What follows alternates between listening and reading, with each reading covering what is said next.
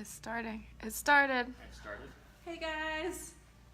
It is Femur Friday once again. We are doing part 3. Or 3 like this. The claw. So we're going to show you static wall femur rotations today.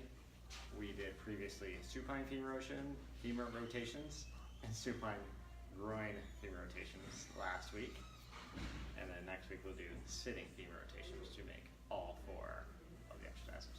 So we have Kirsten here, and she's going to do the static wall femur rotations for you. And we're going to show you guys and explain as we go. We have a viewer. Wait.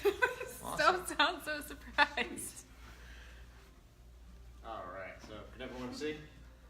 I can. So, for static wall femur rotations, you're going to go lying on your back. You're going to have your hips as close to the wall as you can get. Maybe if you go from the side view, Katie. Oh no, they didn't like my camera work last time. Maybe I'll just wield It's it. live TV, come on. Sorry guys, I'm trying. Perfect. Right there. Oh. There we go. Maybe That's not right chop there. her There we head go. off. Okay, perfect. Alright. So, you want to get your hips as close as you can to the wall. Now, if you can see how Kirsten's about yay far away from the wall. So, the key is for the distance away from the wall. Yay far, that's Exactly. an exact measurement, right?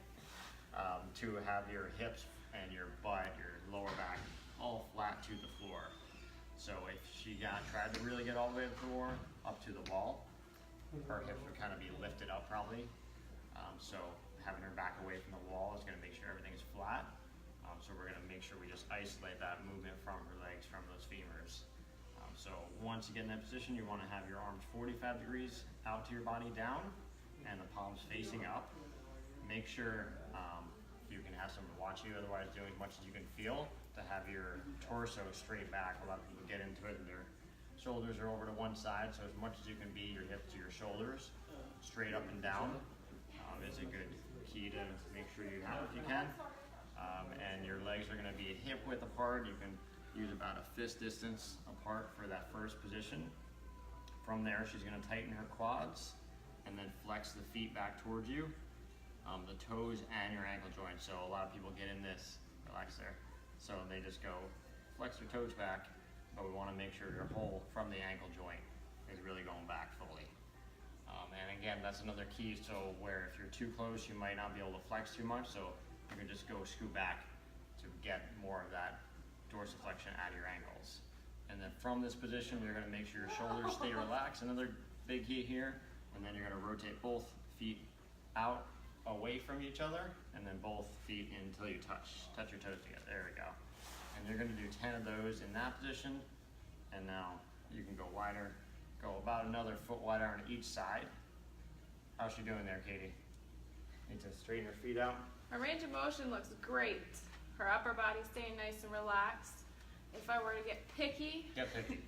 I'd get picky on her foot position a little bit. So try to make sure, think about it as if your feet were still straight up, think about if you could put something flat on there. So you don't want to make sure a lot of people compensate by if they go in, their feet go like that, all different kind of things, playing my feet there. So try to think about everything just staying flat here. And then really it's going to help to isolate that movement out of your hip joint. So it should be more of a flexion back with your foot, less with your toes, and more with your whole foot coming back. Oh no, I got in the camera. So now you're going to go one more position wider, about 45, 50 degrees wider.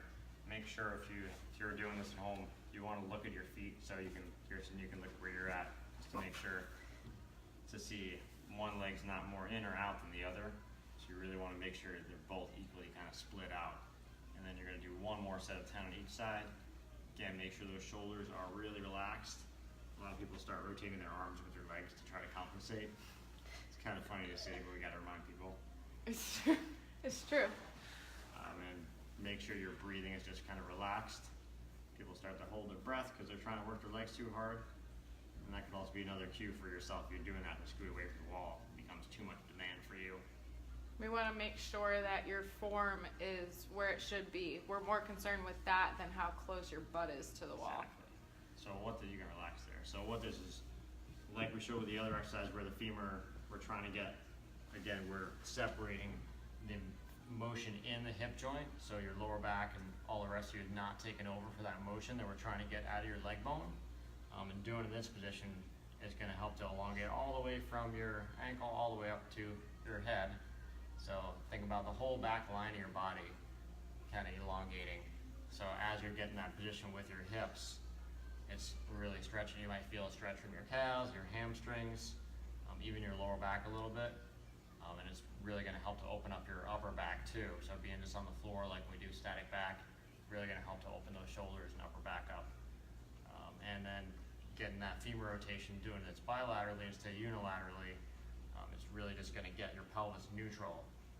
So if you have any kind of disparity in your hips, so maybe one side is more tipped forward or backwards, or if you really have maybe one femur likes to point inward or outward, it's going to try to even out all those muscles through the back of your hips, kind of where your sacrum, the bottom part of your kind of butt back here. Do you need your pelvis? Where's my pelvis? I keep losing my pelvis. Do you need it?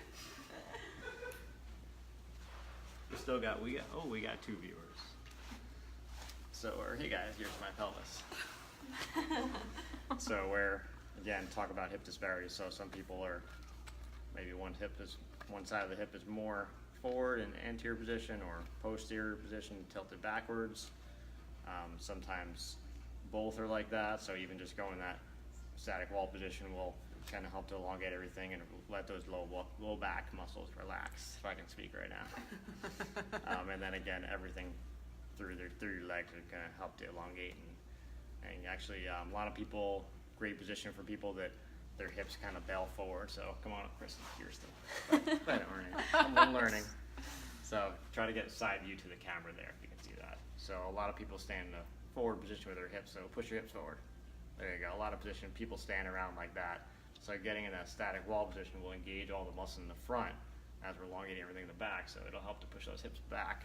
So the shoulders, hips, knees to ankles all kind of stack on top of each other. So if you watch Tampa's live videos, you would know that helps with that dynamic tension. Whoa, shout out Tampa. There you go. Anything else we should add about what it's doing or what it's going to help? I think I would just say that this is one of those ones that I don't want to get in here.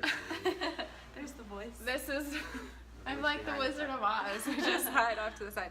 This is one of those ones that when you're laying here doing the work, the movement's happening at the hip joint. And yes, we're obviously working on that femur rotation and the muscles right there. But I thought the really important thing John touched on was that the work's happening there, but it's affecting your whole body. It's allowing that upper back to open up. We're getting those stabilizers and that pelvis working, so your upper back and your shoulders and some other stuff can relax, so the right muscles are doing the right work. Exactly. So that position like we just talked about where people's hips bail forward, now a lot of people just go look at, well, what are my hips doing from that or causing that?